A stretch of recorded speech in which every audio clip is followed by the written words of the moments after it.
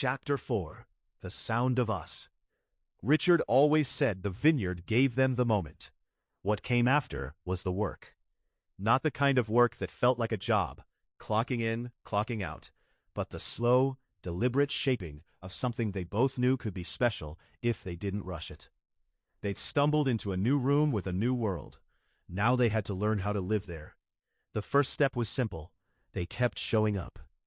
Some days it was Richard driving north from Oakland with his guitar and a small pedal board tossed in the back seat, heading toward the little town where Kelly had settled for a while.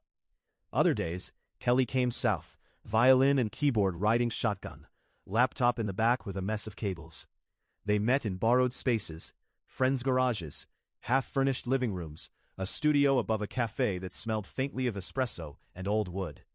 None of the rooms were perfect, but they all had something they could use: an outlet, a window, a door they could close on the world for a few hours. Their sound didn't arrive all at once. It took shape the way a photograph emerges in a darkroom. Slowly, details appearing where there'd only been suggestion. From the beginning, they agreed on one thing: they would build from the ground up. For Richard, that meant starting with groove.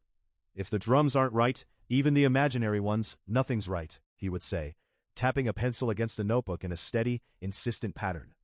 For Kelly, it meant starting with atmosphere. If the air doesn't feel true, she'd counter, no one's going to want to stay in the song.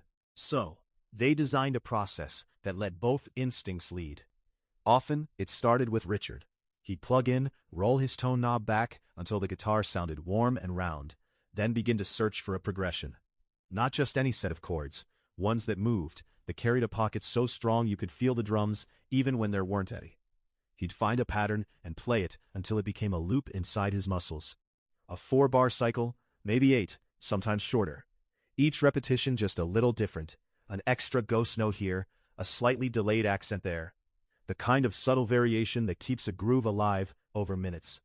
On the other side of the room, Kelly would listen with her eyes half closed, hands resting lightly on her keyboard. She wasn't just hearing the chords, she was feeling the space around them, the air they created, the emotional color. Was this a dusk blue progression or a late morning gold one? Did it feel like standing on a city sidewalk or lying in a field? Once she could name the feeling, even just to herself, she'd join. Sometimes that meant adding a single sustained note underneath, like painting a wash of color beneath a sketch.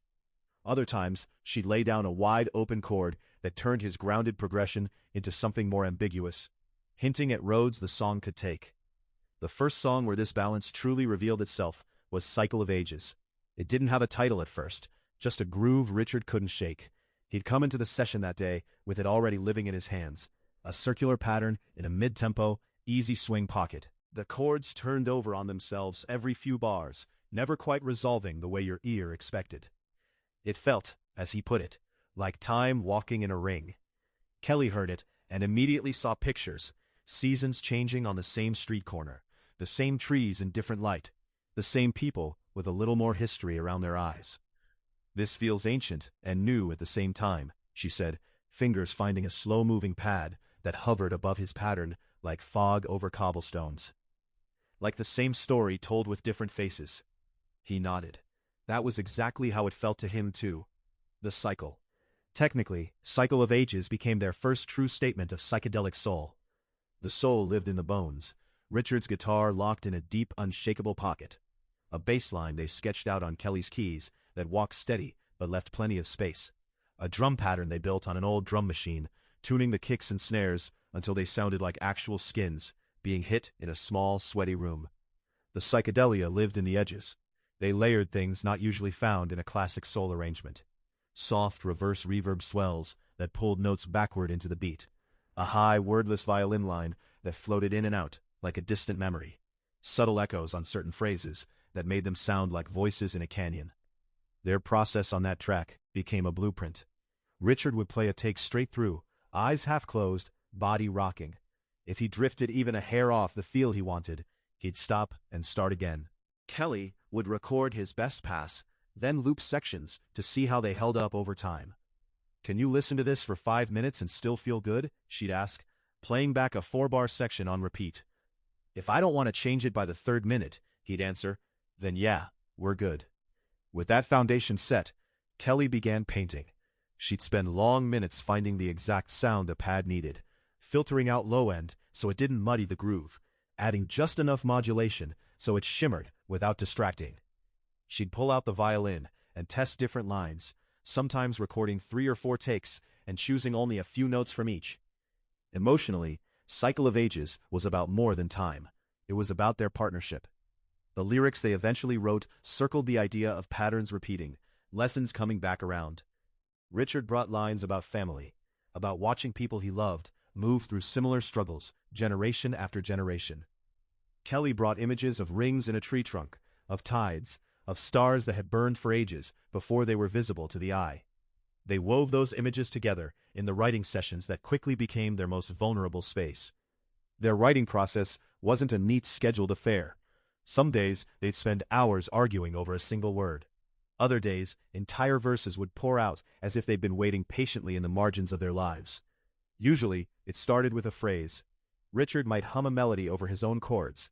"Round and round we go," he'd sing, then pause. "Nah, that's too on the nose." Kelly might counter with an image instead of a sentence. "What about caught in the echo of a heart long gone?" She'd try it over the chord, testing how the syllables sat against the beat. If something hit just right, they'd both feel it physically, a little spark behind the ribs. When they got stuck, they'd switch roles. Kelly would bring in lyrics she'd written alone, usually late at night. Fragments about drifting, about leaves caught in a current. Richard would take those and tighten the phrasing, shaping them so they could ride a groove without losing their softness. He loved the challenge of fitting her hazier lines into structured rhythms. She loved the way his sense of time gave her images a spine. If Cycle of Ages was about the loops that shaped them, Rooted in You was about the anchor they found in each other. That song began not with a groove, but with a simple, nearly naked guitar phrase Richard played one afternoon while they were taking a break. He wasn't even thinking of writing. He was just noodling, fingers automatically falling into a progression that felt like a deep breath. The chords were slow, rich, with just enough movement to keep them from being static. There was plenty of space between them, each one ringing out into the next. Kelly, stretched out on the floor with her head resting near the base of his amp, opened her eyes. "Don't stop," she said quietly. He looked down, surprised by the seriousness in her tone. "That's something," she added. "Play it again." He did. This time, he leaned into the sustain, letting the notes bloom. Instead of locking into a tight pattern, he allowed the rhythm to sway, a little freer than his usual grip. It felt like the roots of all the soul ballads he'd grown up on, but softer around the edges, like they'd been left out in starlight for a while. Kelly moved to the keys, but she didn't reach for pads or strings right away. She found a gentle, almost organ-like tone, warm and round, and played just the bass notes underneath his chords, doubling and deepening them. The effect was immediate. The sound grew downward instead of outward. "This one's about grounding," she said. "About not floating away." He nodded slowly. "Yeah, about where you go when everything else spins." They wrote Rooted in You as a kind of answer to the expansiveness of their more psychedelic tunes. Technically, it still had the elements that marked their emerging sound. There were small, swirling textures in the background, a reversed guitar note here, a tape-echoed piano there. The bridge even slipped into a slightly more hazy, suspended section where the chords floated and time seemed to stretch. But at its core, it was soul, pure and simple. A verse-chorus structure, a melody you could hum after one listen. Lyrics that spoke plainly about reliance and trust. "Every time the ground starts giving way," Richard sang on the opening line, his voice carrying that Oakland weight. "I find the one thing I know won't move. I'm rooted in you." Kelly answered in the chorus, her harmony sliding over his like a hand fitting into another. Their voices didn't erase each other. They defined one another more clearly. His rough edges made her softness glow. Her brightness made his gravity feel earned. In the studio, they had to be careful not to over-decorate. "With songs like this," Richard said, "too much color and you lose the heart." "So we let the heart stay bare," Kelly agreed, "and just paint around the edges." They kept the groove understated, a brush snare, a kick soft enough to be felt more than heard. The bass hugged the root notes, only occasionally climbing to answer a vocal phrase. Kelly's keys stayed close to the core chords, adding gentle extensions instead of elaborate runs. The psychedelia came in moments. A barely audible reversed piano swelling into a chorus. A distant, echo-laden guitar, answering the line like a memory calling back. Emotionally rooted in you clarified something essential about their partnership.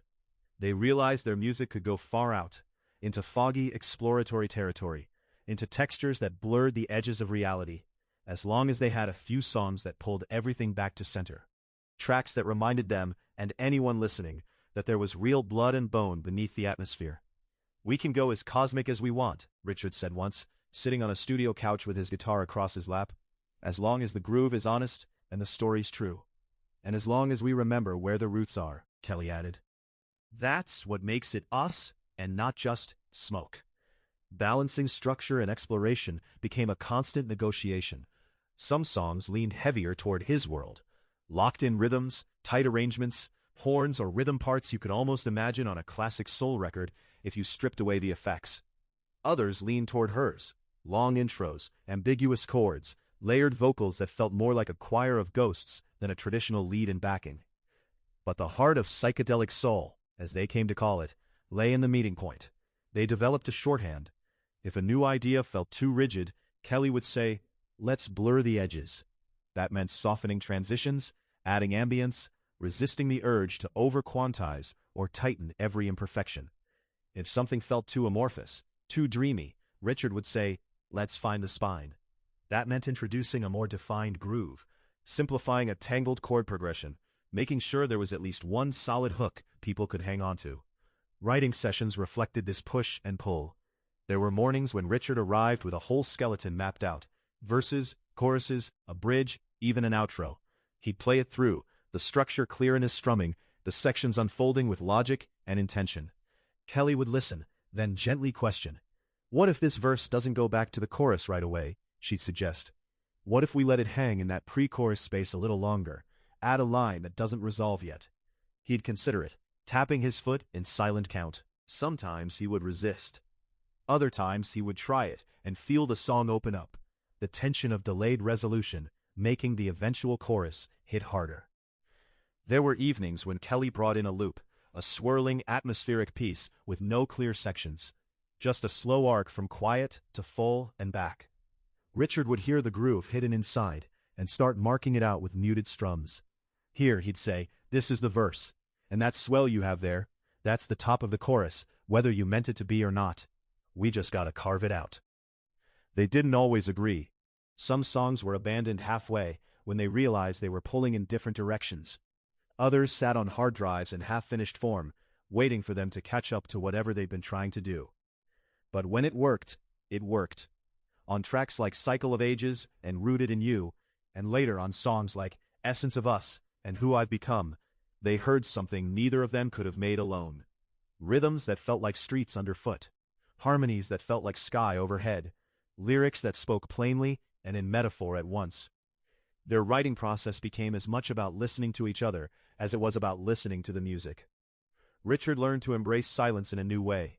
Not just the rests between his notes, but the moments when he had to step back and let Kelly shape the air around a song. Kelly learned to appreciate the discipline of form, the satisfaction of a chorus landing exactly where it should, of a bridge doing its job like a well-built bridge in a city. In that shared space, their individual histories never disappeared.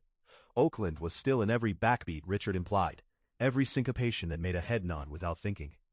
Eugene was still in every cloud of reverb Kelly dialed in, every string line that refused to be entirely tamed. But together, those roots fed the same tree. When they listened back to early mixes, they could hear their story in the sound. The pulse of a neighborhood that had taught Richard the value of groove. The drift of a sky that had taught Kelly the value of space. The vineyard where those two realities had first overlapped. The new world they kept finding, track after track. They didn't set out to invent a genre. They just followed the most honest path they could, between where they'd come from and where the music seemed to want to go.